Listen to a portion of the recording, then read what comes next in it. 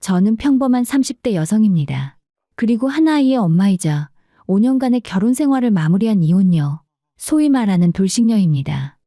지금은 이렇게 담담히 이야기할 수 있지만 그 시간 속에서는 말로 다 못할 감정들과 부딪혀야 했어요. 오늘 이 글을 통해 제가 겪었던 시월드 탈출기와 그 끝에 찾아온 시원한 자유에 대해 조심스럽게 나눠보고자 합니다. 결혼이란 단지 한 사람과의 사랑만으로 이루어지는 것이 아니더라고요. 저는 남편 한 사람만 보고 결혼했지만 그 사람의 가족까지도 함께 안고 가야 한다는 것을 너무 늦게 깨달았습니다. 가족은 힘이 되어야지 짐이 되면 안 된다는 말을 결혼 후에서야 진정으로 실감하게 되었죠. 결혼 전에 남편은 참 괜찮은 사람이었습니다. 배려심도 깊고 가정적이며 연애 시절 내내 저를 소중히 대해주었어요. 그래서 저는 연애와 결혼은 다르다는 말을 들을 때마다 마음속으로 반문하곤 했습니다. 아무리 그래도 사람이 그렇게까지 달라질까라고요. 그런 말들을 하는 사람들은 눈이 없거나 상대를 잘못 고른 것이라 생각했습니다. 저는 그런 일을 겪지 않기 위해 정말 신중히 고민했고 고르고 또 골라서 지금의 남편과 결혼을 결심했습니다. 하지만 제 예측은 보기 좋게 빗나가고 말았어요. 결혼은 마치 또 다른 세계로 입장하는 일이었고 그 문 너머에는 제가 미처 상상하지 못한 현실이 펼쳐져 있었습니다. 남편은 여전히 좋은 사람이었지만 함께 살면서 전에는 보지 못했던 모습들이 하나둘씩 드러나기 시작했어요. 그리고 그 뒤에는 훨씬 더 큰 그림자가 있었습니다. 바로 시어머니와 시댁 식구들이었습니다. 남편은 외동아들이었어요. 시어머니께서는 집안에 딸이 없다는 점을 항상 아쉬워하셨고 며느리를 딸처럼 여기고 살겠다는 말씀을 자주 하셨습니다. 결혼 전에는 정말 다정하게 대해주셨고 저 또한 그런 따뜻한 분위기를 믿고 말았죠. 그래서 결혼 후에도 잘 지낼 수 있을 거라 기대했습니다. 하지만 그것은 저희 큰 착각이었어요.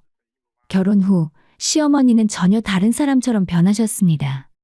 겉으로는 도와주는 척하면서도 실상은 제 삶에 깊이 간섭하고 제 선택 하나하나를 평가하시더라고요. 신혼집은 시댁 근처였습니다. 친정 근처에 집을 얻고 싶었지만 직장 문제로 불가능했어요. 결국 남편과 저 모두의 직장과 가까운 곳에 신혼집을 구하게 되었고 자연스럽게 시댁과도 자주 왕래하는 환경이 되었습니다. 결혼 전에 좋은 분위기를 생각해서 그다지 큰 문제가 되지 않을 거라 믿고 있었죠. 하지만 현실은 달랐습니다. 시어머니께서는 집에 수시로 오셨고 처음에는 청소나 반찬 같은 걸 도와주겠다며 자연스럽게 출입하셨습니다. 저는 처음에는 감사한 마음으로 받아들였어요. 하지만 곧 그 도움은 간섭으로 바뀌었고 집안일 하나하나에 시비를 거셨습니다. 이 옷은 이렇게 개면 안 돼. 세상에 남편보다 먼저 밥 먹는 아내가 어딨니? 집안 꼴이 이게 뭐니? 아니 대체 친정에서 뭘 배우고 자란 거야? 이런 말씀들이 반복되었고 저는 점점 지쳐갔습니다. 무엇보다 억울했던 건 그 집은 저희 친정 부모님께서 보태주신 돈으로 마련한 신혼집이라는 사실이었어요. 대출과 친정의 지원이 절반 이상이었지요. 그런데도 시어머니께서는 저를 얹혀 사는 며느리로 취급하셨습니다. 사실 얹혀 사는 건 제가 아니라 남편이었는데도 말입니다. 더 안타까운 건 그 모든 장면에 남편이 함께 있었다는 사실이었어요. 시어머니의 말들이 오갈 때 남편은 옆에서 다 듣고 있었습니다. 그런데도 한 번도 저를 대신해 말해주지 않더라고요. 연애 시절엔 시집살이 같은 건 없을 거라며 만약 그런 일이 생기면 자신이 확실하게 제 편이 되어줄 거라던 사람이었는데 결혼 후에 그는 더 이상 제 편이 아니었습니다. 시어머니께서는 저에게 버르장머리 없는 며느리라고 말씀을 하셨어요. 결혼 전엔 딸처럼 아끼겠다고 하시더니 결혼 후엔 마치 감시자처럼 저를 옥죄셨습니다. 저는 견디다 못해 하고 싶은 말을 다 쏟아낸 적도 있었어요. 저도 일하는 사람인데 왜 저만 희생해야 하죠? 이 집도 제 친정 부모님이 도와주셔서 마련한 집이에요. 처음엔 딸처럼 아껴준다더니 왜 날 이렇게 못 잡아먹어서 안달이세요? 그제야 시어머니께서는 본색을 드러내셨습니다. 그분의 진짜 모습은 제가 상상했던 엄마 같은 시어머니가 아니었죠. 그 뒤로는 많은 일이 있었습니다. 새 아파트에 입주하던 날, 시어머니가 안방에 짐을 풀고 있었던 장면은 지금도 생생하게 남아있어요. 하지만 누가 진짜 주인이었고 누가 결국 그 집을 떠나야 했는지는 두말할 필요도 없었지요. 이제 저는 자유를 되찾았습니다. 이혼은 끝이 아니라 제 인생의 새로운 시작이었어요. 비로소 제 자신을 찾았고 후회 없는 삶을 살게 되었지만 그 당시를 떠올리면 아직도 악몽을 꿀 정도입니다. 남편과 결혼을 하고 얼마 지나지 않아 시어머니의 잔소리는 날이 갈수록 도를 넘고 있었습니다. 말대꾸는 기본이니 나중에 늙어서 힘없으면 학대라도 하겠네. 그렇게 말씀하시며 저를 마치 사람 대접할 수 없는 존재처럼 취급하셨습니다. 딸처럼 생각하니까 잔소리도 하고 가르치려는 거야. 잘했으면 내가 이러지도 않았지 않겠니? 라고 하며 자기 행동을 정당화하셨습니다. 시어머니께서는 제가 하는 말은 모두 쓸데없는 말대꾸로 치부하면서도 본인이 하는 말은 모두 옳은 말이라고 확신하셨습니다. 겉으로는 열린 사고를 지닌 사람처럼 행동하셨지만 실제로는 완고하고 자기중심적인 분이셨죠? 그런 상황이 반복될 때마다 남편에게 도움을 요청했습니다. 하지만 남편이 할 수 있는 일은 많지 않았어요. 고작 한다는 말이 엄마, 그러지 말고 며느리 좀 잘 챙겨주세요. 하는 정도였습니다. 그러면 시어머니는 또다시 저를 탓하셨어요. 너는 내가 한마디 했다고 쓸데없이 우리 애 바쁘게 붙잡고 하소연이나 하고 피곤하게 왜 괜한 짓을 하고 그러니? 저도 참다 못해 결국 폭발했습니다. 그리고 남편에게 단호하게 말했습니다. 더는 이렇게 못 살겠어. 아이도 없고 지금 정리하면 간단하잖아. 우리 이혼해. 남편은 전혀 예상하지 못했던 말이었는지 깜짝 놀라며 사태의 심각성을 그제야 인지했습니다. 그리고는 엄마가 그 정도로 힘들게 했느냐며 미안하다고 제게 사과했어요. 다시는 그런 일이 없도록 하겠다고 약속하면서 이혼만은 하지 말아달라고 제게 간절히 말했습니다. 그때부터 남편의 태도는 확연히 달라지는 것 같았죠. 시어머니께 딱 잘라서 우리 생활에 그만 간섭하라고 말했고 시어머니가 보든 말든 상관없이 집안일을 도왔습니다. 남편의 변화된 모습을 보며 마음이 조금은 누그러졌지만 쉽게 마음을 놓을 수는 없었어요. 이 변화가 얼마나 갈까 하는 의심과 함께 그래도 결국 정신 못 차릴 테니 정리해야 하지 않을까 하는 생각이 절반을 차지하고 있었습니다. 그런데 그런 와중에 전혀 예상치 못한 소식을 듣게 되었어요. 임신입니다. 축하드려요. 병원에서 들은 그 한마디에 기쁨보다는 막막함이 먼저 찾아왔습니다. 한동안 이유 없이 속이 불편하고 소화도 잘 안 되어서 혹시나 하는 마음에 테스트기를 사용했는데 두 줄이 선명히 나타나더라고요. 믿기지 않는 마음에 병원에 다녀왔고 의사 선생님께서는 단호하게 말씀하셨습니다. 임신이 맞다고요. 그 순간 세상이 조용해졌습니다. 기쁘기는커녕 이걸 어떻게 해야 하나 걱정이 밀려들었습니다. 이혼을 고민하던 와중에 찾아온 생명 앞에서 저는 너무나 당황했고 차마 누구에게도 쉽게 말할 수 없었어요. 고민 끝에 남편에게 이 사실을 전했고 그는 믿을 수 없을 만큼 기뻐했습니다. 고마워, 정말 고마워. 라는 말만 반복했어요. 저는 솔직하게 제 심정을 털어놓았습니다. 당신이랑 이혼을 생각하던 중이라 당혹스럽다고요. 그러자 남편은 더더욱 놀란 표정이었고 절대 이혼은 안 된다고 다시 말했습니다. 남편은 아이를 참 좋아하는 사람이었어요. 지나가는 다른 집 아이들도 예뻐하며 눈을 떼지 못하던 사람이니 자기 아이가 생긴다는 사실에 얼마나 감격스러웠겠습니까? 그는 이번 한 번만 용서해달라며 진심 어린 사과를 했고 그동안의 태도를 진심으로 반성하며 앞으로는 절대 그런 일이 없도록 하겠다고 약속했습니다. 사실 남편은 변하고 있는 것 같았어요. 그 점은 저도 인정하지 않을 수 없었습니다. 그는 다시 한번 고개를 숙이며 말했습니다. 그때는 나도 결혼 생활이 처음이라 어떻게 해야 할지 몰랐어. 이젠 배웠고 다음엔 절대 그렇게 하지 않을게. 저는 고민 끝에 한 번만 더 기회를 주기로 마음먹었습니다. 이혼을 말한 후와 임신 소식을 전한 후 남편의 태도는 확실히 달라졌어요. 그리고 그의 적극적인 개입 덕분에 시어머니와의 마찰도 현저히 줄어들었습니다. 시어머니 역시 임신 사실을 알게 되시자 저에게 더 이상 간섭하지 않으셨고 오히려 스트레스 받지 말고 몸조리 잘하라며 살갑게 다가오셨습니다. 그러던 어느 날 시어머니께서 이렇게 말씀을 하셨어요. 원래 결혼은 다르게 살던 두 가정이 만나 서로 맞춰가는 거 아니니? 예전에 서운했던 거 다 털어버리고 앞으로 좋게 잘 지내보자. 마침내 가정은 다시 평화를 되찾았습니다. 시간이 흐르고 저는 건강하게 아이를 출산했고 친정 부모님의 큰 도움으로 경기도의 신축 아파트 40평대 집으로 이사를 하게 되었습니다. 친정 부모님께서는 결혼 초에도 신혼집 마련을 도와주시더니 이번엔 출산 선물이라며 더 넓고 쾌적한 집을 마련해 주셨습니다. 처음에는 괜찮다며 손사래를 쳤지만 부모님께서는 시어머니랑 가까이 살아서 네가 너무 힘들었잖니. 이제는 조금이라도 편히 살아야지. 라며 아낌없이 도와주셨습니다.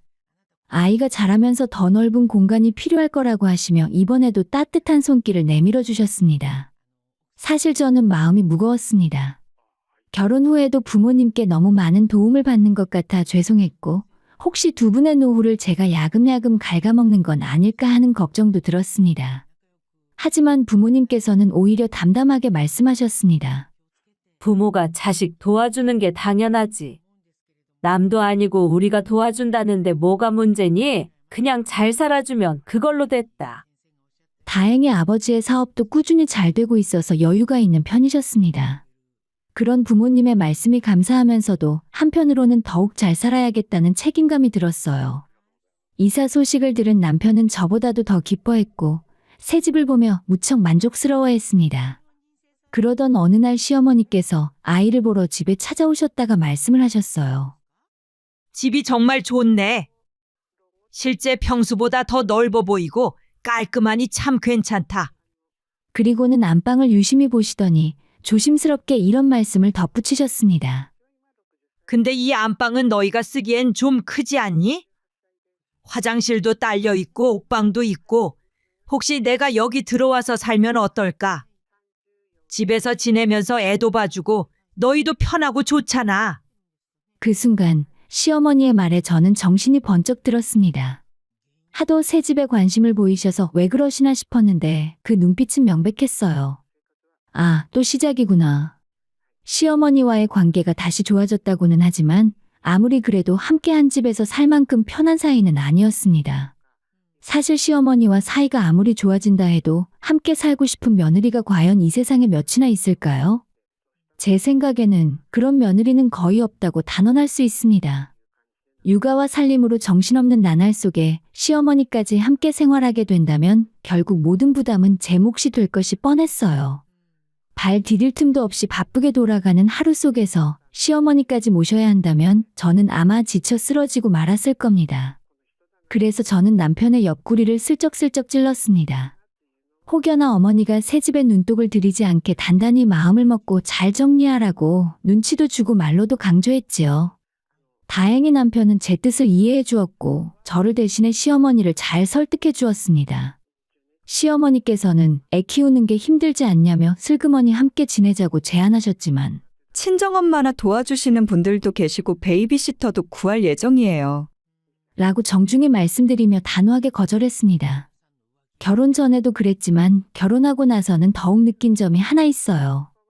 바로 시어머니와 며느리는 반드시 거리를 두고 살아야 평화롭다는 것입니다.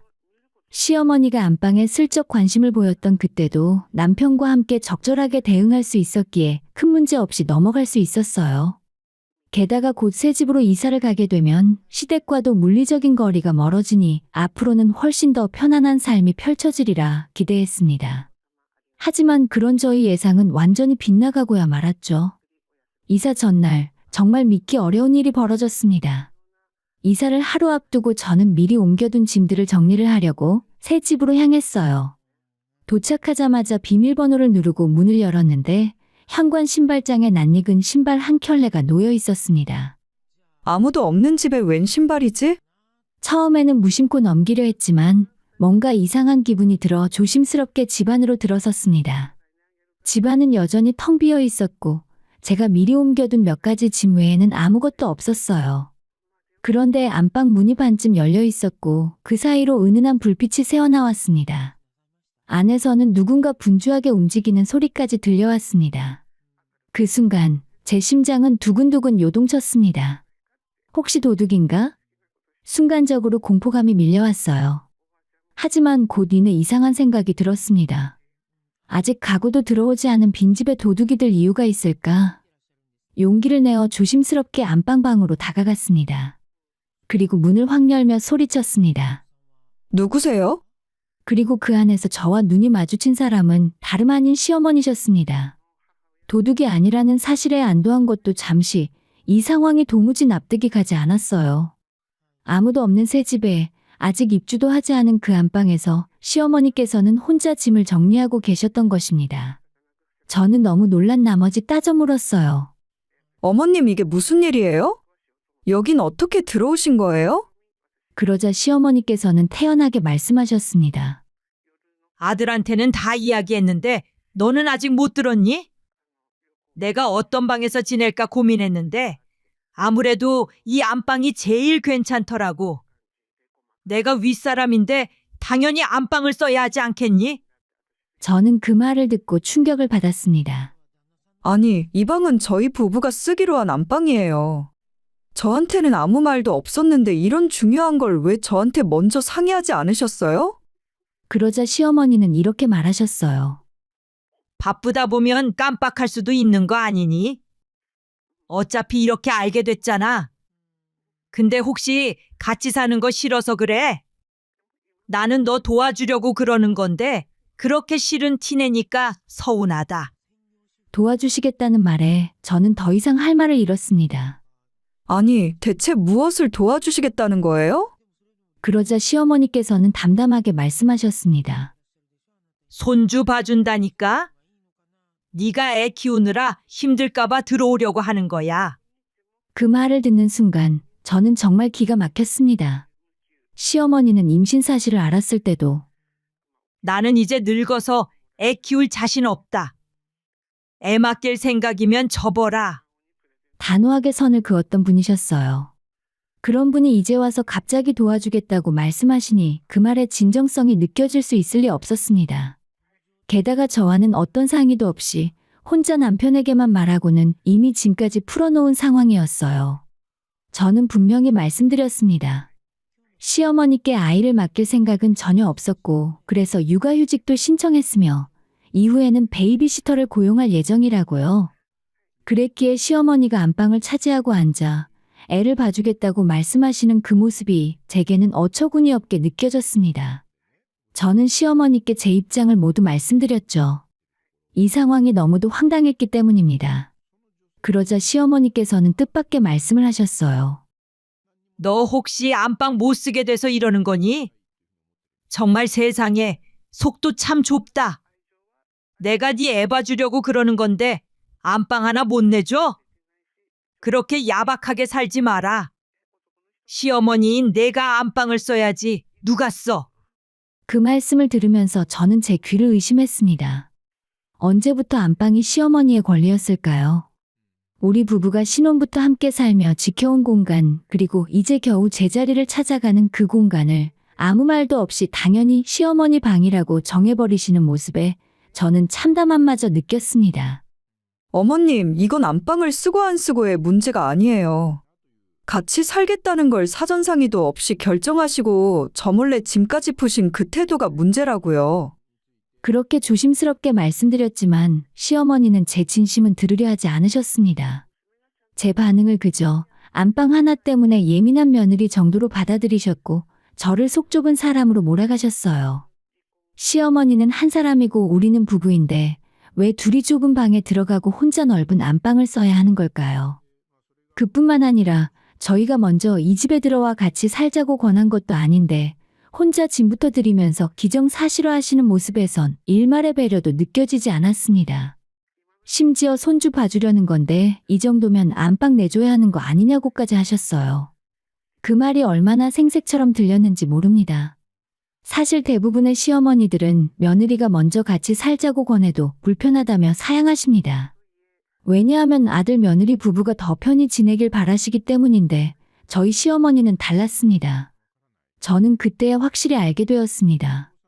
시어머니의 목적은 손주를 돌보기 위함이 아니었어요. 그분은 단지 더 좋은 집에서 살고 싶었던 것이었습니다. 저희가 새로 이사하는 신축 아파트는 시어머니가 늘 부러워하시던 고급 주상복합이었습니다. 나는 언제 저런 데서 한번 살아보나? 하고 말씀하셨던 걸 저는 기억하고 있어요. 그런 와중에 저희가 이사를 가게 되었고 시어머니는 그 기회를 소원풀 기회로 여기신 듯했습니다. 결국 그 꿈을 이루기 위해 짐부터 싸들고 몰래 들어오신 거였죠. 저는 시어머니의 짐을 다시 하나하나 정리하며 말씀드렸어요. 어머님, 아직 결정된 거 하나도 없어요. 남편과 다시 이야기할 테니까 짐은 도로 가져가 주세요. 같이 살기 싫어서 이러는 거냐? 시어머니는 노발대발하셨고 저는 침착하게 대답을 드렸습니다. 어머님 도움 없이도 아이는 충분히 잘 키울 수 있어요. 걱정 마시고 집으로 돌아가세요. 그렇게 저는 집으로 돌아와서 남편과의 2차전을 시작하게 되었습니다. 정말 화가 머리끝까지 나 있던 저는 남편이 퇴근해 돌아오자마자 아이를 재우고 시어머니와 있었던 일을 처음부터 끝까지 이야기했어요. 남편은 당황한 기색이 역력했고 미리 말하지 못해 미안하다고 했습니다. 하지만 그 뒤에 나온 말들은 저를 또다시 황당하게 만들었어요. 엄마가 애 봐주시려고 그러는 건데 그게 그렇게 싫어? 그리고 꼭 우리가 안방을 써야 하는 것도 아니잖아. 나는 나중에 이야기해도 당신이 좋게 받아들일 줄 알았지. 남편은 정말로 그렇게 생각했던 것이었습니다. 자신의 엄마가 그냥 얹혀 살려는 것도 아니고 집안일 돕고 애도 봐준다는데 왜 그러냐는 논리였죠. 엄마가 안방 사용하시면 좀 어때? 연세도 있으시고 집안 어른이시잖아. 당연히 좋은 방 쓰시게 해드려야지. 이 말에 저는 참을 수 없었습니다. 저는 조용히 하나하나 따져대기 시작했습니다. 당신 지금 말하는 게 말이 된다고 생각해? 같이 사는 집인데 그 중요한 걸 왜 나랑 상의하지 않고 마음대로 결정해? 그건 날 무시하는 거야. 그리고 어머니가 애를 본다고? 당신 진심으로 그렇게 믿어? 남편은 아무 말도 못했습니다. 저는 계속해서 따져 물었어요. 애기 낳기 전에도 어머님은 본인 힘들다고 절대 애한테 손 안 대겠다고 하셨잖아. 당신도 그거 같이 들어서 알고 있잖아. 그런 분이 갑자기 아이 봐주시겠다니까 좋다고 덜컥같이 사는 것도 모자라서 안방까지 내어주려고? 당신 엄마 소원 푼다는 명분으로 나는 또 고생하라고? 그 아파트는 우리 친정부모님이 큰맘 먹고 마련해 주신 집이야. 그걸 왜 당신 마음대로 결정해? 남편은 끝내 아무 말도 하지 못하고 서운한 표정만 지었습니다. 본인이 생각을 해봐도 제가 한 말이 어느 것 하나도 틀린 것이 없었기 때문이죠. 그날 저는 정말 오랜만에 남편과 크게 다투게 되었고 집안 분위기는 냉랭하게 얼어붙었습니다. 남편은 제가 시어머니와 함께 사는 걸 거부한 것에 대해 서운함을 내비쳤어요.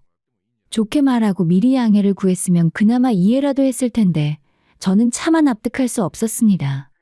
만약 제가 그날 이사 갈 집에 미리 들르지 않았다면 이 모든 사실을 전혀 모른 채 다음날 이삿짐을 풀다가 황당함에 말문이 막혔을지도 모를 일이었죠. 그 일로 저는 남편에게 단호하게 말했습니다.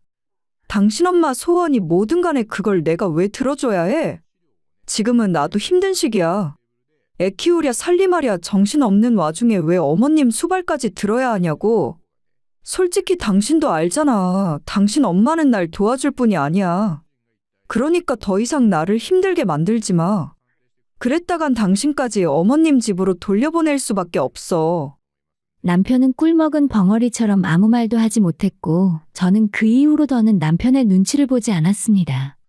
서운하든 말든 저는 제 삶을 지키는 것이 더 중요했으니까요.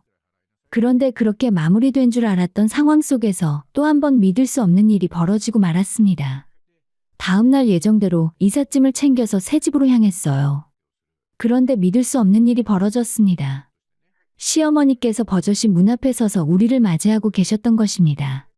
불안한 마음에 곧장 안방으로 향했더니 아니나 다를까 시어머니의 짐이 여전히 그 자리에 있더라고요. 저는 참지 못하고 말씀드렸습니다. 어머님, 어제 짐 정리해서 문 앞에 둔 거 못 보셨어요? 언제 또 오셔서 짐을 푸신 거예요? 이 집은 저희 부부의 공간이고 허락도 없이 이렇게 하시면 안 되는 거예요. 그러자 시어머니는 아예 에라 모르겠다는 심보로 나오셨습니다. 난 이 집에서 너희들이랑 같이 살 거야. 그리고 안방은 무조건 내가 쓸 거니까 그렇게 알아. 까딱하면 안방에 들어누워 배째라는 말이라도 나올 기세였습니다. 그 모습을 보며 저는 더 이상 기가 막히지도 않았어요. 정말 이 상황이 현실이 맞는지 의심스러울 정도였습니다. 그리고 그 옆에서 아무런 행동도 하지 않는 남편에게 더 이상 실망할 여지도 없다는 생각이 들었습니다. 이삿짐 기사님들은 짐 정리를 어디에 할지를 물어보며 저를 재촉했고 하는 수 없이 임시로 짐을 여기저기 흩어서 정리하게 했습니다. 정신없이 정리한 뒤 냉장고에 친정엄마가 보내주신 반찬을 넣고 있는데 시어머니께서 다가오셔서는 반찬통 뚜껑을 하나씩 열어보시더라고요. 그리고는 또 한 번 불난 집에 부채질을 하셨습니다. 아니 반찬이 이게 뭐니? 먹을 만한 게 하나도 없네. 고기 반찬 같은 것도 좀 보내달라고 해. 우리 아들은 고기 좋아하잖아. 너희 엄마한테 전화해서 불고기 좀 보내달라고 해. 한우로 말이다. 저는 그 말을 들으며 정말 이성을 잃을 뻔했습니다. 아니, 반찬 하나 안 해주신 분이 도대체 무슨 자격으로 제 친정엄마 반찬에 불평을 하시는 걸까요? 친정에서 아낌없이 도와준 것도 모자라 반찬까지 보내주셨는데 그걸 두고 이게 뭐냐며 불만을 쏟아내는 시어머니의 모습은 너무도 뻔뻔했습니다. 살림 한번 거들어준 적 없고 이 집 장만에 단돈 한 푼 보태신 것도 없는 분이 우리 부모님 덕만 보려는 그 태도가 참 우스워 보였습니다. 도대체 언제부터 남편의 입맛까지 친정부모님이 맞춰야 했을까요? 그런 생각이 들자 눈앞이 캄캄해졌습니다. 시어머니는 집에서 나갈 생각도 없고 남편은 해결할 의지도 없고 저는 앞으로의 삶이 훤히 그려지더라고요. 저 혼자 아이 돌보고 살림하고 시어머니 수발까지 들면서 제 몸은 서서히 무너져 갈 것입니다. 그런데 그 누구도 저에게 고맙다거나 미안하다는 말 한마디 하지 않겠지요. 그게 너무 분명하게 느껴졌어요. 그리고 그 순간 저는 마음을 굳혔습니다. 이 결혼 생활을 여기서 끝내야겠다고요. 그로부터 이틀 후에 시어머니는 새벽부터 주방을 어슬렁거리며 대체 언제 밥을 줄 거냐고 눈치를 주셨습니다. 전날 밤에 아이가 자꾸 울어대서 겨우 재우고 수유하느라 거의 밤을 새다시피 했는데 말입니다. 그런 저에게 밥 좀 차려보라고 말하시는 시어머니를 보며 저는 다짐했어요. 이제는 진짜 끝내야 할 때가 왔다고 그러면서도 겉으로는 아무렇지 않게 웃으며 말씀드렸습니다. 네, 어머님 금방 차려드릴게요. 그리고는 주방에서 진짜 밥상을 차릴 준비에 들어갔죠. 정확히 10분 후 시어머니는 개거품을 물고 뛰쳐나가셨습니다. 왜냐고요? 제가 밥상 위에 올린 것은 밥이나 국이 아니라 이혼 서류와 퇴거 요청서였기 때문입니다. 이틀 동안 두 모자에게 아무 말도 하지 않고 저 혼자 변호사 사무실을 찾아 상담을 받았고 서류 준비까지 다 마친 상황이었죠. 다 됐습니다. 라는 말에 시어머니와 이제 막 잠에서 깬 남편은 어슬렁거리며 식탁 앞으로 왔습니다. 그리고선 식탁 위에 있는 접시 안에 담긴 서류를 보고는 말문이 막혔습니다. 얘 이게 뭐야? 밥상 차리라니까 이게 뭐야? 장난이지? 아니에요. 장난 아니에요. 세상에 어느 누가 이혼을 가지고 장난을 쳐요? 저 진심이에요. 더는 못 살겠어요. 이혼해요. 당신이든 어머니든 이젠 지긋지긋하니까. 남편은 크게 당황해서 갑자기 왜 이러냐며 되물었습니다. 엄마 때문에 그래. 내가 당분간만 참아달라고 했잖아. 그걸 왜 내가 참아야 하지? 여긴 내 집이야. 집주인 허락도 없이 들어와서 마음대로 안방을 차지하고 그걸 내가 왜 이해해야 해? 내가 처음부터 분명히 말했지? 이런 식으로 마음대로 굴면 당신이랑 당신 엄마 집으로 쫓아보낼 거라고. 그게 그냥 내뱉은 말 같았어? 그리고 당신이 뭐가 그렇게 대단하다고 내가 이혼도 못하고 계속 당신 옆에 있어야 해? 그 정도로 능력 있는 남편도 아니잖아. 그 말에 남편은 큰 충격을 받은 듯 한참을 멍하니 있다가 어떻게 당신이 나한테 이럴 수 있어? 아무리 그래도 이혼은 너무하잖아. 하며 완전 울상이 되어 발을 동동 굴렀습니다. 하지만 저는 단호하게 말했습니다. 사실 진작 이혼했어야 했어. 아이 때문에 혼자 키우는 게 겁나서 참고 또 참은 거였어. 한 번만 더 기회를 줘. 이번엔 정말 잘할게. 애초에 그 약속을 믿었던 제가 바보였습니다. 그 되지도 않는 말에 다시 마음을 내준 게 제 가장 큰 실수였어요. 그때의 실수를 바로잡는 방법은 단 하나, 완전한 이혼뿐이었습니다. 다시 한 번 말하지만 이 집은 제 집이에요. 짐 챙기시고 나가주세요. 그러자 시어머니는 얼굴이 붉게 달아오르며 외쳤습니다. 어디 며느리 주제에 시어머니를 쫓아내? 너 미쳤구나. 겨우 이딴 일로 내 아들이랑 이혼하겠다고?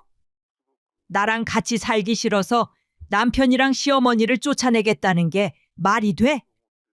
세상에 이런 며느리는 없어. 너 사람들한테 손가락질 받을 거야. 그 말에 저는 조용히 답했습니다. 손가락질은 제가 아니라 어머님과 어머님 아드님이 받으셔야죠. 집주인 허락도 없이 마음대로 짐 들이셨잖아요. 이 집은 남편 명의가 아니라 제 명의예요. 저희 친정부모님이 도와주셔서 마련한 집인데 어머님께서 무슨 권한으로 들어와서 안방을 차지하시는 거죠?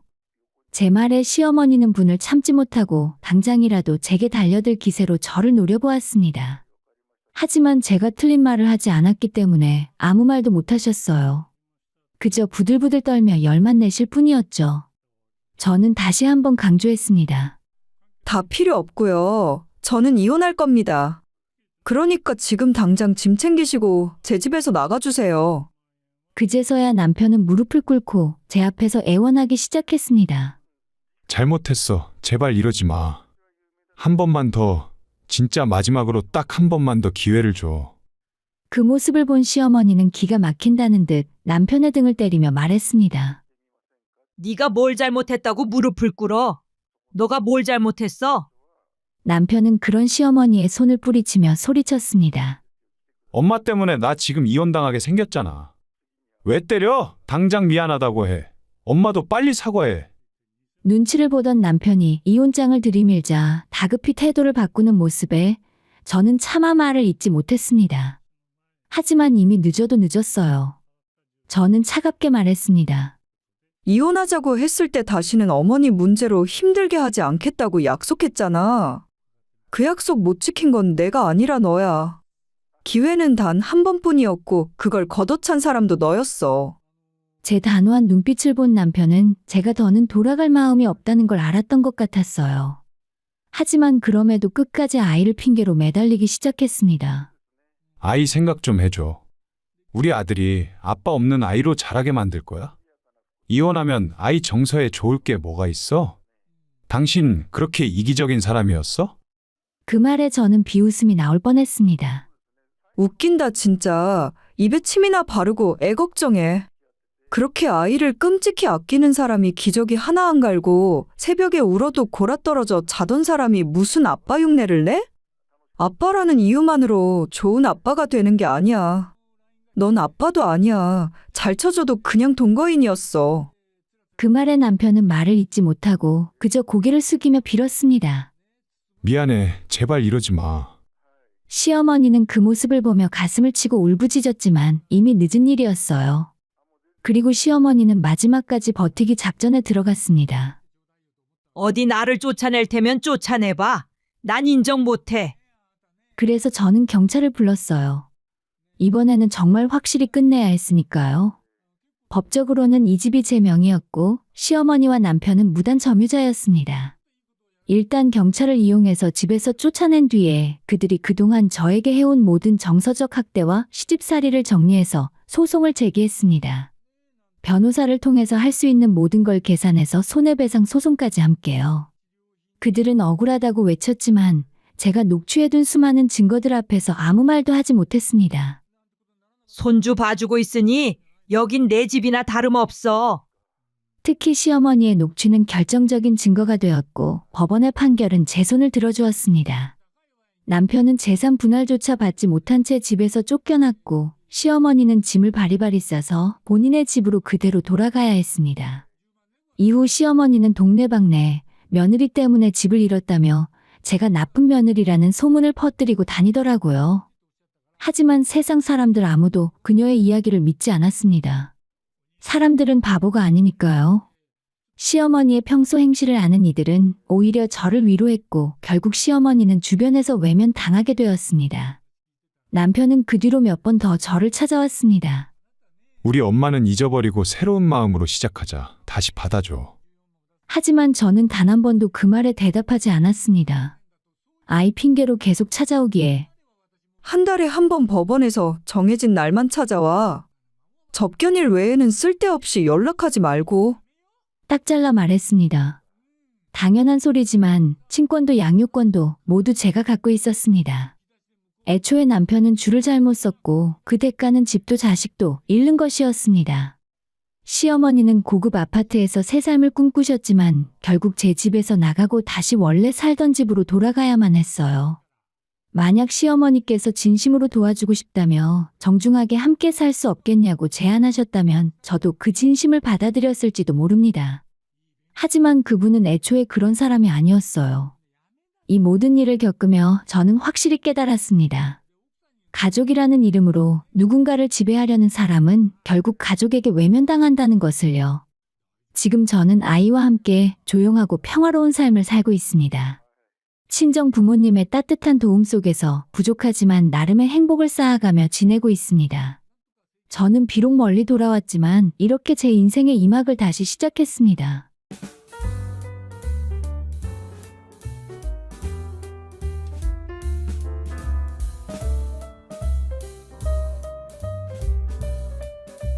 저는 30대의 여성이고 서울소재대학원을 졸업한 후에 박물관에서 학예사로 일하고 있었습니다. 역사와 문화재를 다루는 일이 적성에 맞았고 그래서 조용하지만 의미 있는 나날들을 보내고 있었죠.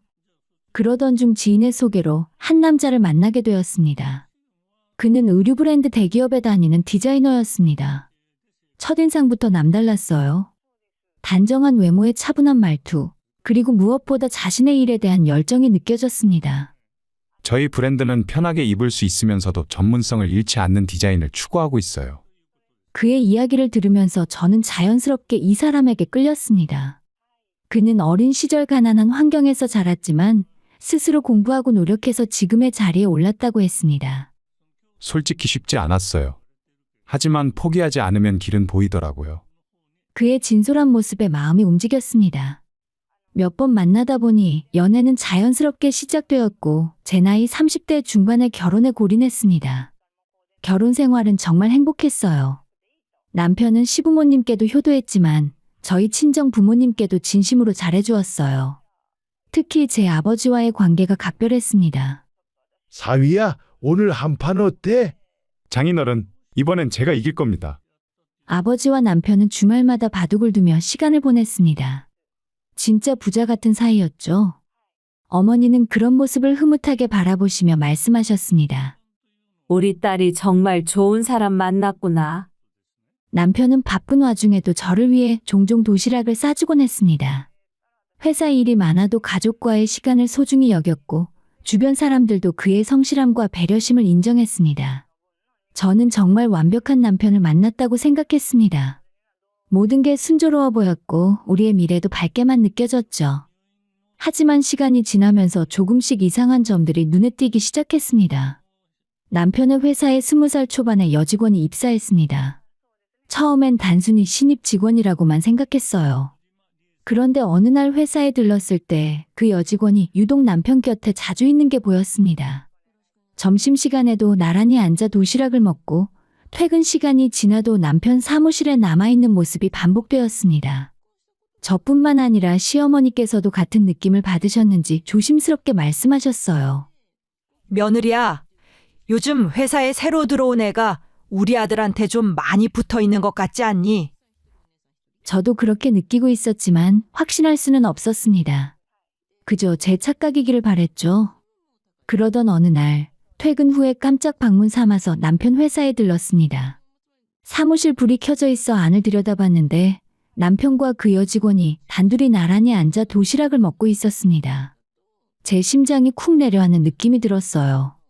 조용히 집에 돌아와서 그날 저녁 남편에게 조심스럽게 물어봤습니다. 여보, 요즘 회사에서 늦게까지 일 많이 하지? 저번에 보니까 신입 직원이랑 자주 일하는 것 같던데. 왜? 뭐가 문제야? 그냥 일 가르쳐 주는 건데 그게 이상해? 남편은 예상과 달리 날카롭게 반응했습니다. 오히려 제가 의심한다는 듯이 짜증을 냈죠. 별것도 아닌 일로 왜 그래? 나 피곤한데 그만하자. 저는 더 이상 말을 잇지 못했습니다. 혹시 제가 예민한 걸까? 오해하는 걸까 그렇게 스스로를 달래며 넘어갔습니다. 하지만 마음 한구석에 자리 잡은 의심의 씨앗은 점점 더 커져만 갔습니다. 대놓고 뭐라 할 수도 없고 혼자 여직원에 대한 의심을 억누르며 지내던 어느 날 우리 가족에게 청천벽력 같은 소식이 날아들었습니다. 아버지가 병원에서 폐암 진단을 받으셨어요. 말기는 아니고 3길에 수술은 가능하다는데. 어머니의 떨리는 목소리가 아직도 귓가에 생생합니다. 전화를 받고 병원으로 달려갔을 때 아버지는 창밖을 바라보며 아무 말씀도 하지 않으셨어요. 평생 건강하셨던 분이 갑자기 암 선고를 받으시다니 받아들이기 힘드셨을 겁니다. 저는 정신없이 병원과 회사를 오가며 간병 준비를 시작했어요. 그런데 이때 남편이 누구보다 앞장서서 움직였습니다. 장인어른, 제가 알아본 병원 중에 폐암 전문의가 계신 곳이 있어요. 다음 주에 예약 잡아뒀으니까 같이 가보시죠.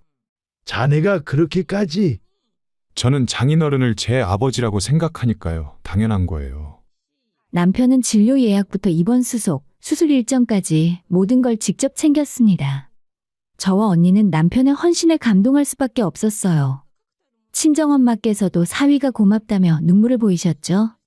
우리 사위가 정말 효자네. 좋은 남편 만났어. 다행히 수술은 성공적이었지만 이후 항암 치료가 문제였습니다. 수술 후 아버지는 급격히 쇠약해지셨고 머리카락이 빠지기 시작했습니다. 입맛도 없어지시고 몸무게도 계속 줄어들었어요. 가장 힘든 건 일상생활조차 혼자 하시기 어려워졌다는 점이었습니다. 어머니는 밤낮으로 간병을 하시다가 결국 쓰러지실 뻔했어요. 남편이 먼저 말을 꺼냈습니다. 장모님, 이러시다간 두 분 다 쓰러지세요. 제가 간병인을 알아볼게요. 그래야 할 것 같구나. 미안하네 사위. 무슨 말씀을요? 당연한 겁니다. 그런데 간병인을 알아보던 남편이 며칠 후에 다시 찾아와서 말했습니다. 장인어른, 제가 직접 모시겠습니다. 뭐? 자네가? 어차피 회사 일은 조정할 수 있어요. 그리고 제가 옆에 있는 게 마음도 편하실 것 같고요. 아버지는 손사래를 치셨지만 남편은 고집을 꺾지 않았습니다. 결국 남편은 매일 병원에 출근하다시피 하며 아버지 곁을 지켰어요. 가장 놀라웠던 건 대소변 처리까지 남편이 직접 한다는 거였습니다. 보통 사위가 할 수 있는 일이 아니잖아요. 하지만 남편은 단 한 번도 불평하지 않았습니다. 장인어른, 조금만 참으세요. 금방 끝나요. 사위 미안하네. 정말 미안해. 무슨 말씀이세요? 빨리 나으셔야죠. 아버지는 남편의 손을 꼭 잡으며 눈물을 보이셨습니다.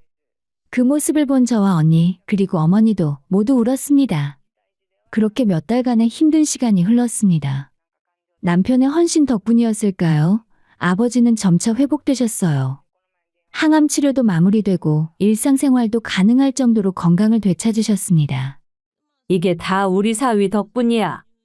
정말 아들처럼 든든하게 느껴져요. 언니와 엄마는 남편을 극찬했고 저 역시 남편에게 고마운 마음뿐이었습니다. 여직원에 대한 의심도 점차 사라졌어요. 이렇게 헌신적인 사람이 그런 짓을 할 리 없다고 생각했죠. 아버지가 어느 정도 회복되신 후에 가족 회의가 열렸습니다. 아버지가 먼저 말씀을 꺼내셨어요. 나 이제 은퇴하려고 해. 아빠, 갑자기 왜요? 이번 병으로 많은 걸 깨달았어.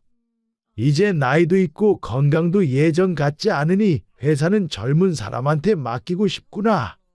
아버지는 잠시 말을 멈추셨다가 남편을 바라보며 말씀하셨습니다.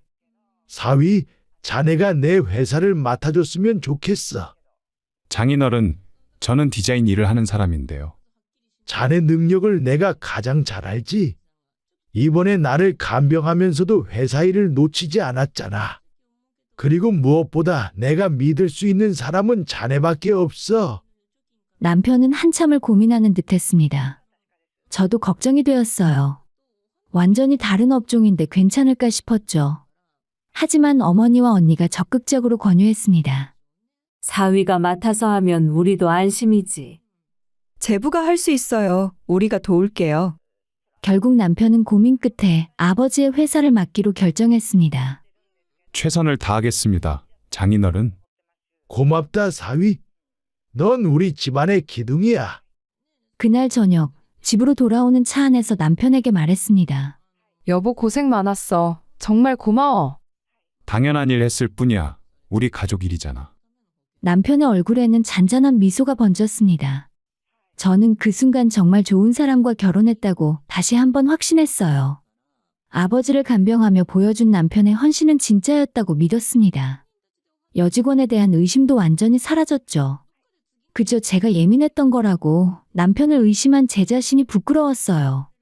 이제 남편은 회사의 대표가 되었고 모든 게 순조롭게 흘러가는 것처럼 보였습니다. 하지만 돌이켜보면 그때가 진짜 시작이었던 것 같습니다. 제가 몰랐던 또 다른 얼굴이 서서히 드러나기 시작한 순간 말이죠. 남편이 회사 대표가 된 지 석 달이 지났습니다. 처음 몇 주는 정말 열심히 일했어요. 새벽같이 출근해서 밤늦게 귀가하는 날이 많았고 주말에도 서류를 들고 와서 공부했습니다. 여보 너무 무리하는 거 아니야? 괜찮아. 아직 배울 게 많아서 그래. 장인어른 기대에 부응하려면 더 노력해야지. 저는 남편이 자랑스러웠습니다. 새로운 환경에 적응하기 위해 최선을 다하는 모습이 멋있어 보였어요. 하지만 시간이 지나면서 뭔가 달라지기 시작했습니다. 저녁 식사 약속은 점점 잦아졌고 주말 골프 약속도 늘어났어요. 처음에는 그러려니 했습니다.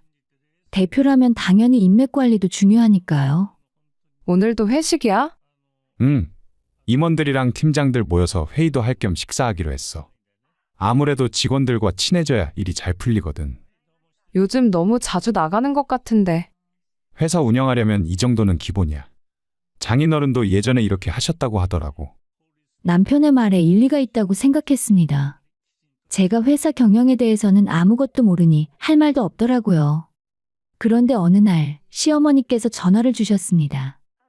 며느리야, 우리 아들 요즘 좀 이상하지 않니? 어머님 무슨 말씀이세요? 자꾸 밖으로만 도는 것 같아서. 예전엔 그렇게 안 했는데 말이야. 시어머니의 목소리에는 걱정이 묻어났습니다. 마침 저도 같은 생각을 하고 있었지만 시어머니 앞에서 티내고 싶지 않았어요. 아직은 회사 적응하느라 바쁜 것 같아요. 조금만 기다려보죠.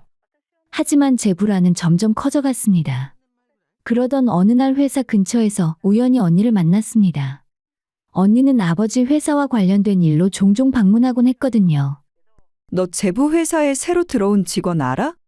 무슨 직원? 젊은 여자 직원인데 사람들이 자꾸 제부랑 엮어서 얘기하더라고. 나도 정확히는 모르겠는데. 언니의 말에 가슴이 철렁 내려앉았습니다. 설마 그 여직원, 남편 예전 회사에 있던 그 사람인가? 다음 날 저는 직접 회사를 찾아갔습니다. 인사팀에 들러 신입 직원 명단을 확인하고 싶다고 했어요. 사모님 갑자기 왜 이런 걸 확인하시려고? 제가 좀 알아볼 일이 있어서요. 보여주세요. 명단을 훑어보던 중 그 이름을 발견했습니다. 바로 남편의 예전 회사에서 일하던 그 여직원이었어요. 머리가 하얘졌습니다. 어떻게 이럴 수가 있지? 남편이 직접 데려온 건가? 집에 돌아와 남편이 퇴근하기를 기다렸습니다. 문이 열리자마자 참았던 말이 터져나왔어요. 여보, 왜 그 여직원을 우리 회사에 데려온 거야? 무슨 소리야? 누구? 예전에 당신 회사에서 일하던 그 젊은 여자 직원 말이야. 남편의 표정이 굳었습니다. 하지만 금방 무덤덤한 얼굴로 돌아왔어요. 아, 그 친구? 일 잘하는 직원이라 이 회사에서 같이 일하자고 한 거야. 뭐가 문제인데? 문제? 뭐가 문제냐고? 내가 예전에 얼마나 불편해했는지 알잖아. 그게 언제적 일인데 아직도 그래? 그냥 능력 있는 직원 데려온 것뿐이야. 괜히 오해하지 마. 오해가 아니라 사실이잖아. 왜 하필 그 사람이어야 해? 내가 회사 운영하는 건데 내가 필요한 사람 뽑는 게 뭐가 문제야? 당신이 너무 예민한 거 아니야? 남편은 짜증을 내며 방으로 들어가 버렸습니다. 저는 멍하니 서 있을 수밖에 없었어요. 며칠 후에 친정엄마한테 전화가 왔습니다. 딸, 네 남편 요즘 회사에서 평판이 안 좋다던데. 네? 무슨 말씀이세요? 아버지 친구분이 전화하셨어. 회사 분위기가 이상하다고. 사장님이 여직원이랑 단둘이 자주 다닌다는 소문이 돈다 하더라. 심장이 쿵 하고 내려앉았습니다. 소문이 이미 밖으로 새어나가고 있었던 거예요. 엄마, 제가 확인해 볼게요. 저는 다시 회사로 향했습니다. 이번엔 직원들에게 직접 물어보기로 했어요. 아버지와 함께 20년 넘게 같이 일을 하며 저와도 친하게 지내던 팀장님을 만났습니다. 팀장님, 솔직히 말씀해 주세요. 우리 남편이랑 그 여직원, 진짜 뭔가 있는 거예요? 팀장님은 난처한 표정을 지었습니다. 제 입으로 말씀드리기는 어려운데요. 제발요. 저도 뭐가 문제인지 알아야 대처하잖아요. 팀장님은 한숨을 쉬며 입을 열었습니다. 둘이 자주 사장실에서 문을 닫고 있어요. 점심도 단둘이 먹으러 가고 며칠 전엔 골프도 같이 갔다고 들었습니다. 직원들 사이에서도 얘기가 많아요. 골프까지요? 네, 제가 아는 건 거기까지입니다. 더 이상 들을 필요가 없었습니다. 모든 게 명확했어요. 집으로 돌아오는 길, 눈물이 멈추지 않았습니다. 아버지를 간병하며 그렇게 헌신적이었던 사람이 이럴 수 있나? 회사를 물려받자마자 이렇게 변할 수 있는 건가? 그날 밤 남편과 다시 마주 앉았습니다. 여보, 나 더는 못 참겠어. 당신 요즘 뭐하고 다니는 거야? 또 시작이야? 나 피곤해. 그 여자랑 골프까지 같이 치러 다닌다며? 그게 정상이야? 업무 차원이야. 회사 일로 같이 움직이는 거라고. 거짓말하지 마. 회사 사람들도 다 알아. 당신 뒷소문이 얼마나 안 좋은지 알아? 남편은 아무 말도 하지 않았습니다. 그저 짜증스러운 표정으로 저를 바라볼 뿐이었어요. 당신 대표된으로 완전히 달라졌어. 이게 당신이 원하던 거야? 달라진 게 아니야. 내가 할 일을 하는 것뿐이야. 남편의 차갑고 무심한 태도에 더 이상 할 말이 없었습니다. 그 순간 깨달았어요. 애초에 아버지를 간병하며 보여준 모든 헌신이 혹시 이 자리를 차지하기 위한 계산된 행동은 아니었을까 하는 의심이 스멀스멀 올라왔습니다. 권력은 사람을 변하게 하는 걸까요? 아니면 원래 이런 사람이었던 걸까요? 저는 답을 알 수 없었습니다. 하지만 한 가지는 확실했어요. 제가 사랑했던 그 남자는 더 이상 제 옆에 없다는 것이었죠. 더 이상 참을 수 없었습니다. 증거는 이미 충분했고 소문은 회사 전체로 퍼져 있었어요. 저는 결심했습니다. 직접 제 눈으로 현장을 확인하고 그 꼴을 마주해야겠다고. 그날 저는 회사로 향했습니다. 평소처럼 방문하는 척했지만 가슴은 미친 듯이 뛰고 있었어요. 사장실 앞에 도착했습니다. 노크도 하지 않고 문을 열었어요. 남편과 그 여직원이 책상 앞에 나란히 서서 서류를 보고 있었습니다. 너무 가까운 거리였어요. 당신 지금 뭐 하는 거야? 남편은 깜짝 놀라며 고개를 돌렸습니다. 당신이 갑자기 여길 왜 와? 노크도 안 하고. 노크가 중요해. 지금 이 상황에서? 저와 남편의 말다툼 속에 여직원은 어색하게 웃으며 나가려 했습니다. 사모님, 저는 일 때문에 나가볼게요. 그냥 거기 서 있어요. 당신도 여기 있어야 할 사람이니까. 제 목소리가 떨렸지만 최대한 침착하게 말했습니다. 여직원은 멈춰섰고 남편은 짜증스러운 표정을 지었어요. 여보, 회사에서 이러지 마. 나중에 집에서 얘기하자. 나중은 없어. 지금 여기서 얘기할 거야. 저는 남편을 똑바로 쳐다봤습니다. 당신 지금 이 사람이랑 뭐 하는 거야? 솔직하게 말해봐. 일하는 거라니까? 왜 이래? 거짓말하지 마. 골프도 같이 다니고 점심도 단둘이 먹으러 다니고 사장실에 맨날 같이 있고. 이게 일이야? 남편의 얼굴이 굳었습니다. 더 이상 변명할 여지가 없다는 걸 깨달은 듯했어요. 잠시 침묵이 흘렀습니다. 그리고 남편이 입을 열었습니다. 그래, 맞아. 뭐? 맞다고. 우리 사귀고 있어. 심장이 멎는 것 같았습니다. 머리로는 알고 있었지만 이렇게 직접 듣는 건 완전히 다른 충격이었어요. 어떻게 이럴 수가 있어? 미안해. 하지만 이미 마음이 돌아섰어. 우리 이혼하자. 남편은 담담하게 마치 아무것도 아닌 일인 것처럼 말했습니다. 옆에 있던 여직원이 비웃듯 말했어요. 사모님, 이미 끝난 관계예요. 이제 제가 이 회사 사모님이 될 거고요. 뭐라고? 저희는 진심이에요. 사모님은 이제 과거고요. 여직원의 당당한 태도에 분노가 치밀었습니다. 하지만 저는 울지 않았어요. 대신 차갑게 말했습니다. 좋아, 이혼해주지. 대신 각오는 해도 둘 다. 뭘 각오해? 당신이 뭘 할 수 있는데? 남편은 오히려 저를 비웃었습니다. 하지만 저는 이미 준비하고 있었어요. 두고 봐. 재미있는 일이 기다리고 있을 테니까. 저는 사장실을 나왔습니다. 눈물은 나중에 흘리기로 했어요. 지금은 냉정해야 할 때였으니까. 그날 밤 저는 변호사를 만났습니다. 이혼 소송과 동시에 상간녀 소송도 진행하고 싶어요. 증거는 충분히 확보하셨나요? 네, 회사 직원들 증언도 있고 사진도 있어요. 아, 그리고요.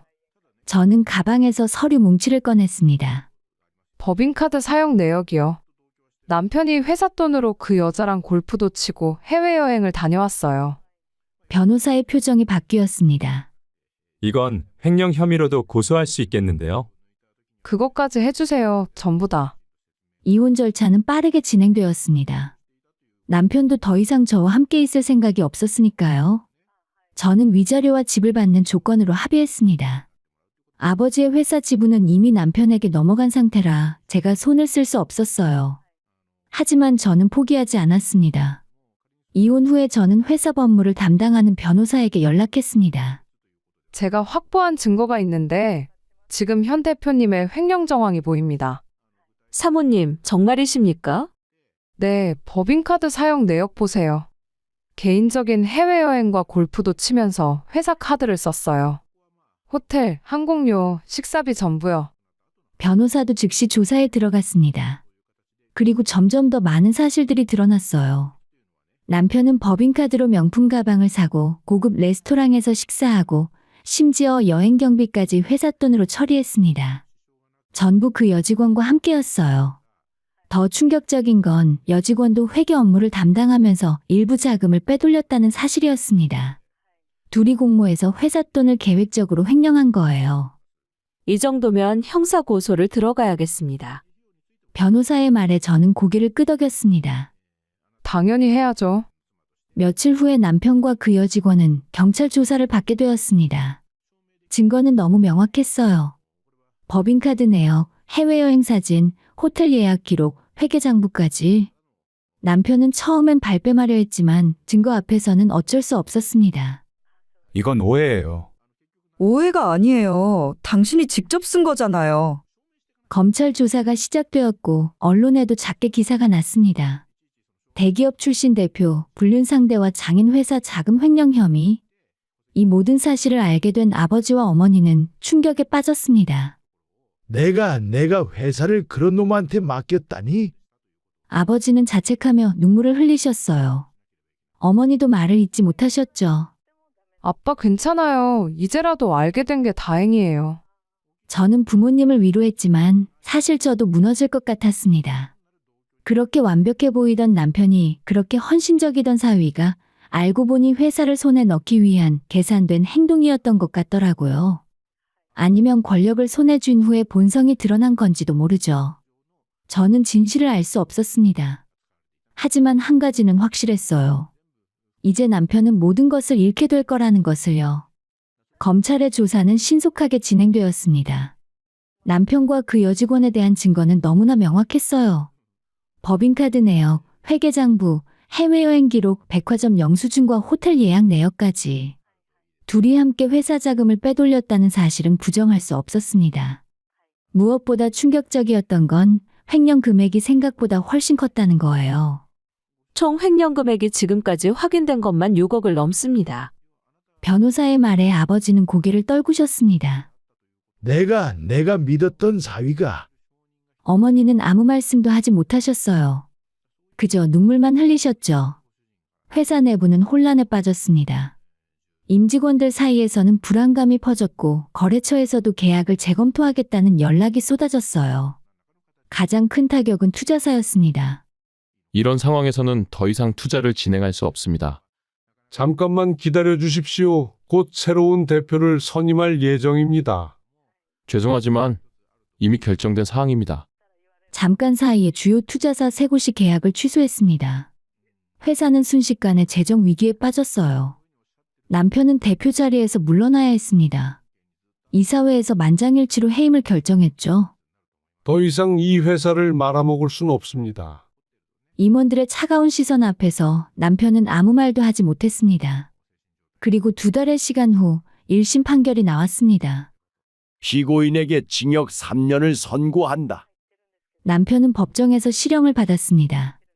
그 여직원도 마찬가지였어요. 피고인에게 징역 2년 6개월을 선고한다. 법정을 나서는 남편의 뒷모습을 보았습니다. 초라하고 비참해 보였어요. 하지만 저는 동정하지 않았습니다. 그는 스스로 선택한 길을 걸어간 거니까요. 판결 직후 남편은 여기저기 도움을 요청했다고 들었습니다. 시어머니께 전화했고 제 부모님께도 연락했어요. 심지어 미국에 있는 형부에게까지 손을 벌렸다고 하더군요. 한 번만 도와주세요. 제발요. 제가 잘못했습니다. 하지만 아무도 손을 내밀지 않았습니다. 저희 아버지는 단 한마디만 하셨다고 합니다. 너가 내 딸에게 한 짓을 생각해봐라. 남편이 과거에 보여줬던 모든 헌신은 그가 직접 무너뜨린 신뢰 앞에서 아무 의미가 없었습니다. 사람들은 그를 기억했지만 이제는 다른 방식으로 기억했어요. 배신자로, 사기꾼으로, 횡령범으로요. 저는 남편이 수감된 후에도 계속 움직였습니다. 회사를 살리기 위해서였어요. 아버지가 평생 일궈온 회사를 이렇게 무너뜨릴 순 없었습니다. 담당 변호사 그리고 임원들과 함께 회의를 이어갔습니다. 우선 재정부터 정리해야 합니다. 횡령된 금액은 보험으로 일부 보전할 수 있고 투자사들에게 다시 연락해보죠. 새로운 대표 체제를 설명하면 돌아올 수도 있습니다. 저는 밤낮 없이 회사를 위해 뛰었습니다.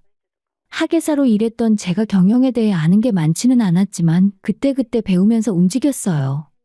언니도 함께 도와주었습니다. 우리가 지키자. 아버지가 세우신 회사야. 그래 언니, 우리가 해낼 수 있어. 몇 달이 지나자 조금씩 회사는 안정을 되찾기 시작했습니다. 새로운 전문 경영인 대표가 선임되었고 투자사 중 한 곳이 다시 돌아왔어요. 이번 위기를 잘 극복하셨네요. 다시 한번 믿어보겠습니다. 직원들도 점차 안정을 되찾았고 회사 분위기도 좋아졌습니다. 어느 날 어머니가 저를 부르셨습니다. 딸, 이번 일로 많이 힘들었지? 괜찮아요, 엄마. 이제 다 지나갔어요. 네가 정말 대견하다. 자랑스러워. 어머니는 제 손을 꼭 잡으셨습니다. 엄마 생각인데 나중에 네 언니랑 같이 이 회사를 운영해보는 건 어떠니? 너희 둘이면 아버지보다 더 잘할 것 같아. 아버지도 그러고 싶어 하시더라. 너희 두 딸이 공동대표로 아버지가 세운 회사를 이어가는 거 그것만큼 뿌듯한 일이 어디 있겠니? 저는 고개를 끄덕였습니다. 그게 좋을 것 같았어요. 열심히 공부할게요. 언젠가 꼭 해낼게요. 그 후로 저는 경영 공부를 시작했습니다. 회사 경영에는 아무런 관심도 없던 제가 주말마다 세미나에 참석하고 책을 읽고 임원들에게 조언을 구했어요. 언니도 함께 했습니다. 우리는 서로를 격려하며 앞으로 나아갔죠. 가끔 과거를 돌아볼 때가 있습니다. 남편이 처음부터 계산된 사람이었을까? 아니면 권력을 손에 쥔 후에 변한 걸까? 저는 여전히 정확한 답을 모릅니다. 하지만 한 가지는 확실해요. 그가 보여준 헌신이 진심이었든 거짓이었든 결국 그는 스스로 모든 걸 무너뜨렸습니다. 그리고 저는 그 무너진 자리에서 다시 일어섰습니다. 이제 저는 앞만 보고 걸어가고 있습니다. 과거는 과거일 뿐이에요. 사건이 마무리된 지 1년이 지났습니다. 전 남편이 쫓겨난 후에 회사는 새로운 대표를 선임했어요. 업계에서 경험이 풍부하고 신뢰받는 분이었습니다. 아버지와 이사회가 신중하게 선택한 결과였죠. 이 회사의 역사와 가치를 잘 알고 있습니다. 다시 일으켜 세우겠습니다. 새 대표님의 첫 인사말은 간결했지만 무게감이 있었습니다. 그분은 말뿐이 아니라 실제로 행동으로 보여주셨어요. 무너진 투자 관계를 회복하고 직원들의 사기를 높였으며 새로운 프로젝트를 추진했습니다. 조금씩, 정말 조금씩이었지만 회사는 예전의 모습을 되찾아가고 있었어요. 저는 그 과정을 지켜보면서 많은 것을 배웠습니다. 이번 주 경영회의에 참석하시겠습니까? 네, 참석하고 싶습니다. 대표님은 저를 회의에 초대해 주셨고 회사 운영에 대해 하나하나 설명해 주셨어요. 현 대표님의 격려는 제게 큰 힘이 되었습니다. 한편 전 남편의 소식도 간간히 들려왔습니다. 징역형을 선고받고 수감된 후에 그는 완전히 무너졌다고 했어요. 그 여직원과의 관계도 끝이 났습니다. 서로를 원망하며 헤어졌다던데요? 변호사가 전해준 소식이었습니다. 둘 다 상대방 탓으로 돌리며 싸웠다고 합니다. 결국 연락도 끊었다더군요. 허무했습니다. 그렇게 모든 걸 버리고 선택한 관계가 결국 그렇게 끝나다니. 전 남편은 출소 후에도 재기하기 어려울 거라고 했어요. 횡령범이라는 낙인은 쉽게 지워지지 않으니까요. 아마 앞으로 일자리 구하기도 힘들 겁니다. 경력도 다 날아갔고요. 저는 복잡한 감정이 들었습니다. 미움도 동정도 아닌 그저 텅 빈 느낌이었어요. 한때는 사랑했던 사람이 이렇게 비참하게 끝나다니. 제가 원한 건 아니었지만 그건 그가 선택한 길이었습니다. 더 이상 그 사람 생각은 하지 않기로 했어요. 변호사에게 말했습니다. 잘 결정하셨습니다. 그 후로 저는 정말 그를 생각하지 않으려 노력했습니다. 그동안 저는 어머니와 함께 지내고 있었어요. 아버지는 이 모든 일이 있은 후 1년 만에 세상을 떠나셨습니다. 암이 재발했고 너무 빠르게 진행되었어요. 아빠, 제가 언니랑 같이 회사 잘 지킬게요. 약속할게요. 그래, 너희들만 믿는다. 아버지는 미소를 지으시며 눈을 감으셨습니다. 장례식장은 많은 사람들로 가득 찼습니다. 아버지가 살아생전 얼마나 많은 이들에게 사랑받았는지 알 수 있었어요. 그리고 그날 이후 저는 더욱 단단해졌습니다. 딸, 엄마랑 같이 살자. 엄마 혼자는 외로워. 당연하죠. 같이 살아요. 어머니와 함께 지내는 삶은 평온했습니다. 아침에 일어나 함께 식사하고 저녁에는 산책을 하며 이야기를 나눴어요. 엄마, 오늘 회사에서 이런 일이 있었어요. 그래, 우리 딸 정말 대견하다. 어머니는 제 이야기를 들어주시며 항상 응원해 주셨습니다. 가끔 밤에 혼자 앉아 지난 시간들을 돌아볼 때가 있어요.